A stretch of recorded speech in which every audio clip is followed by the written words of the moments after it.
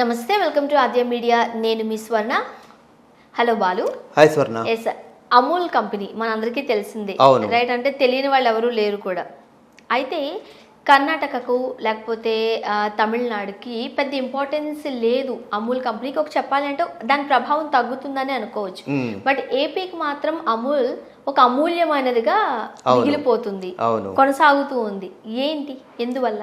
అంటే సాధారణంగా మనకి ఇక్కడ మధ్యాహ్న భోజన పథకాలు పెట్టిన తర్వాత కావచ్చు, అంటే స్కూళ్ళలో చంద్రబాబు నాయుడు గారు గతంలో తీసుకొచ్చినటువంటి ఏదైతే మధ్యాహ్న భోజన పథకం తీసుకున్నట్లయితే పౌష్టికమైన ఆహారం ఇవ్వాలి, లేకపోతే వాళ్ళకి ఈ పాలకు సంబంధించిన ఏదైతే పదార్థాలు ఉంటాయో అవి వాళ్ళకి ఇవ్వాలని చెప్పేసి అప్పట్లో ఒక నిర్ణయం తీసుకున్నారు. అటు ఎస్సీ ఎస్టీ సంక్షేమ హాస్టళ్ళకు కావచ్చు, వీటన్నిటికీ సరఫరా ఈ ఒక పాల ఉత్పత్తులు, పాలకు సంబంధించినటువంటి పదార్థాలు సరఫరా చేయాలి. దానికి సంబంధించి మన టెండర్లు ఉంటాయి మనకి.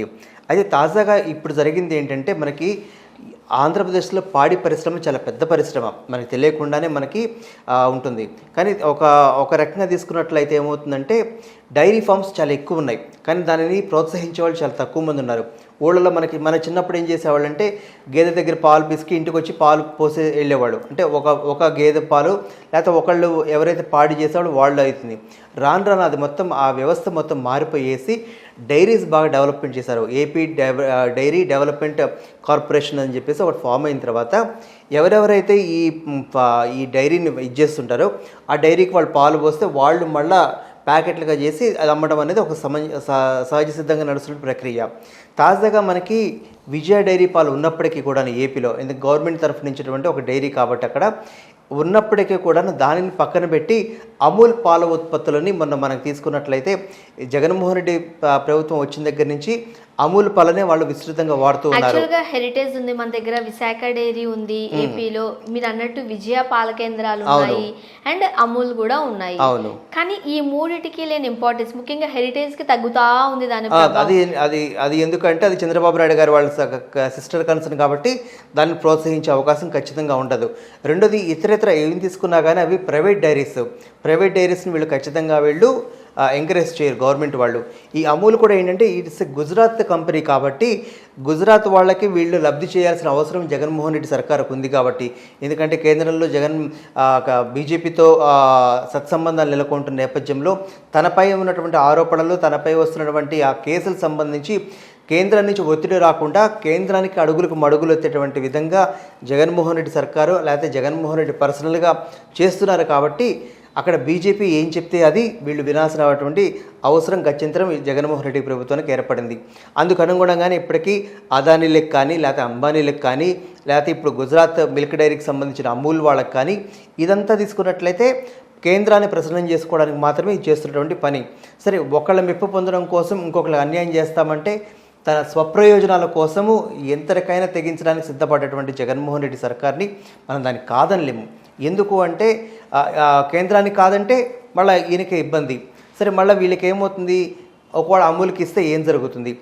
ఒక రోజుకి 17 కోట్ల రూపాయల చెల్లింపులు ఏవైతే ఉన్నాయో అమూల్ కంపెనీకి వీళ్ళు రాష్ట్ర ప్రభుత్వం నుంచి చెల్లిస్తున్నారు. 17 కోట్ల రూపాయల పాలలు కనుక మనము మన రాష్ట్రంలో వచ్చేటువంటి పాలలకు కానీ, విజయ డైరీ కానీ, లేకపోతే ఇతరితర డైరీలకు కనుక ఇస్తే బాగా డెవలప్ అవుతుంది. కానీ మనకు డెవలప్ అయితే ఏమవుతుంది? మనకేం రాదు. కేంద్రం నుంచి మనకి ఎటువంటి సహాయ సహకారాలు అందవు. మోదీ గారి యొక్క చలవ మన పైన ఉండదు, వారి యొక్క చలని దీవెనలు మనకు ఉండవు. ఆయన దీవెనలు ఉండాలంటే మన రాష్ట్రాన్ని పక్కన పెట్టి, మన రాష్ట్ర ఆదాయానికి, మన రాష్ట్ర అభివృద్ధికి గండి కొట్టి పక్కన పెట్టి కేంద్రానికి మనము ఆ చేయూతనివ్వాల్సిన గత్యంతరంలో మనం బతుకుతున్నాం. ఏపీలో రైతుల పరిస్థితి కడు దయనీయంగా ఉంది అంటున్నాయి ప్రతిపక్షాలు. రైతు అంటే ఏంటి? వివిధ రకాల పంటలు వేయడంతో పాటు ఒక ఎకరా భూమి ఉందనుకోండి, ఆ పక్కనే 4 కోళ్ళు, 4 ఆవులు, 4 గేదెలు, ఇవి పెట్టుకుంటారు. వీటితోనే ఇప్పుడు 3 నెలలకి 4 నెలలకు ఒకసారి క్రాప్ వస్తున్నా వీళ్ళు డైలీ పోషణ వెళ్ళేది ఆ పాలు పెరుగుతోనే కదా. సో దాన్ని అమ్ముకుంటూనే వాళ్ళ జీవనం సాగిపోతూ ఉంటుంది. సో అలాంటి వాళ్ళని ప్రోత్సహించక ఇప్పుడు మనం రైతుల దగ్గర డైరెక్ట్ గా తీసుకున్నాం అనుకోండి, 30 రూపాయలకి 40 రూపాయలకి లీటరు. అదే మనం బయటకు వస్తే 50 నుంచి 60 రూపాయలు ఉన్నాయి. మన ఇంటికి వచ్చి పోసేవాళ్ళు మన దగ్గర 65 రూపాయల దాకా తీసుకుంటున్నారు. అంటే డబుల్ ప్రైజ్ మన దగ్గరకు వస్తే. మరి అలాంటి రైతులను ప్రోత్సహించకుండా, మన దగ్గర ఉన్న రైతులకు చేయూతను అందించకుండా ఇతర రాష్ట్రాలకి లేకపోతే అక్కడున్న వాళ్ళకి కొమ్ము కాయడం ఏంటి అనేది కొంతమంది ఆవేదన నిజంగా చెప్పాలి. అవును, అంటే ఇప్పుడు ఈ మనకు ఫార్మింగ్ ఒక పక్కన ఉంటుంది. మనకి ఏదైతే పాల ఉత్పత్తి కావచ్చు, లేకపోతే కోళ్ల ఫారాలు కావచ్చు, పశువులకు సంబంధించి కావచ్చు, ఇదంతా మనకి కల్టివేషన్కి సబ్సిడరీ ప్రొడక్ట్స్గా మనం మాట్లాడుతుంటాం. ఉదాహరణకి ఇప్పుడు మనకి గడ్డి ఉంటుంది, ఆ గడ్డి మిగిలిపోయిన గడ్డిని కోసిన తర్వాత ఇది గేదెలకు పెడతాం. అంటే పొలాలకు సంబంధించి అటు ఫార్మింగు, ఈ పాడి పశువులకి సంబంధించిన ఫార్మింగ్, వీటన్నిటిని ఒక సబ్స్టిట్యూట్గా, అంటే వీటన్నిటికీ ఏమంటాం అంతర్లింక్ ఉన్నటువంటి పరిశ్రమలు ఇవన్నీ కూడాను. సో వీటికి ప్రోత్సాహం ఇవ్వకుండా వేరే దేశాలకు, వేరే రాష్ట్రాలకు ఇవ్వడం అనేది, అది చెప్తున్నా కదా ఇందాక, మన పొట్ట కొట్టి వేరే కడుపు నింపే ప్రయత్నం ఖచ్చితంగా జగన్మోహన్ రెడ్డి సర్కార్ చేస్తుంది. సో ఆ పాలలో ఎంతవరకు పౌష్టికం ఉందో తీసి పక్కన పెడితే మనకు అదే క్వాలిటీ మన రాష్ట్రంలో వాళ్ళు ఇస్తారు ఖచ్చితంగా. కానీ కేవలం కేంద్ర ప్రభుత్వాల యొక్క మెప్పు పొందడం కోసం, ఎస్పెషల్లీ గుజరాత్ రాష్ట్రానికి మనం ఆ చేయూతనివ్వడం కోసం మాత్రమే ఇక్కడ జగన్మోహన్ రెడ్డి సర్కార్ పనిచేస్తుండడానికి అంటే చాలా అంశాలు ఉన్నప్పటికీ కూడాను, ఇప్పుడు మనం మాట్లాడుకున్నాం, అదానీ కంపెనీలకి ఏపీ రాష్ట్రంలో ఉన్నటువంటి మీటర్ల యొక్క సంస్థకు సంబంధించినటువంటి బిడ్డింగ్ వాళ్ళకి ఇచ్చారని చెప్పేసి, ఇట్లాంటి తీసుకుంటే పోలవరం ప్రాజెక్టుకి సంబంధించి కావచ్చు, ఏదైనా కావచ్చు, ఓవరాల్గా గుజరాత్కి మనం చేతునిస్తున్నాం పోయి మన డబ్బులంతా వాళ్ళకి కడుతున్నాం. ఒకప్పుడు అనేవాళ్ళు అమెరికాకి వెళ్ళే వాళ్ళందరినీ ఒకప్పుడు ఏమంటాం చదువుకున్న తీవ్రవాదులుగా పరిగణించేవాళ్ళు. ఎందుకు అంటే ఇక్కడ చదువుకొని అక్కడికి వెళ్ళి ఉద్యోగాలు చేస్తూ అక్కడే ట్యాక్స్ కడుతున్నావు, నీ మేధా సంపత్తి అంతా అక్కడ వాడుతున్నావు అని చెప్పి వాళ్ళని తిట్టేవాళ్ళు. సో ఇప్పుడు అదే పని మనం చేయాల్సి వస్తుంది. మన దగ్గర ఆదాయాన్ని, మన దగ్గర రాబడిని తీసుకెళ్ళి ఇతర రాష్ట్రాలకి మనం మొత్తం కడుతూ ఉంటే అసలే ఒక పక్కన మన రాష్ట్ర ఆదాయం మొత్తం గండిపడుతున్న నేపథ్యంలో ఇట్లాంటి, అంటే రోజుకు 17 కోట్లు పెద్ద విషయం కాదు. దాదాపు 2.5 లక్షల కోట్ల రూపాయల బడ్జెట్ పెడుతున్నప్పుడు 17 కోట్ల రూపాయల పెద్ద బడ్జెట్ కాకపోవచ్చు, కానీ 17 ఇంటూ నెంబర్ ఆఫ్ డేస్, సంవత్సరాలు తీసుకుంటే చాలా పెద్ద బడ్జెట్ అవుతుంది. అదంతా మనకు ఉంటున్నట్లయితే ఇక్కడ మన పాడి పరిశ్రమ పెరుగుతుంది, దాని మీద నమ్ముకొని ఆధారపడ్డ కుటుంబాలు బాగుపడతాయి. ఆ కుటుంబాలు కానీ బాగుపడితే మళ్ళీ వాడు చదువుకొని మళ్ళీ ఇంకో పని అనేది చేస్తాడు.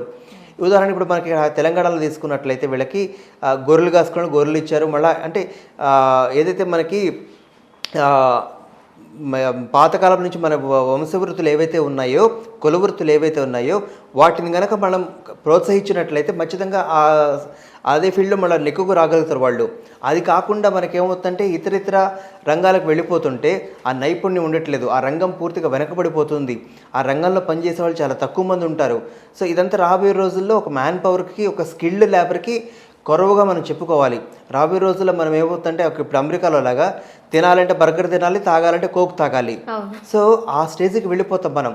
ఒక చిన్నపిల్లలు పుట్టారంటే వాళ్ళకి పౌష్టికాహారం ఇవ్వలేం మనం, వాళ్ళకి మంచి పాలను ఇవ్వలేం మనం.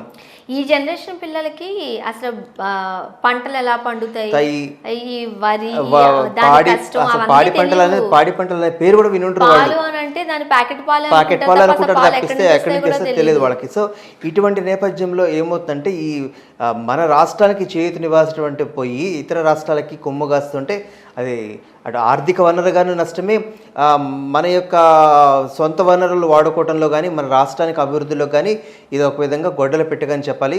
అది ఖచ్చితంగా జగన్మోహన్ రెడ్డి గారు అది ఆలోచించుకుంటే బాగుంటుందని ఒక చిన్న ఆలోచన. Thank you so much. Thank you.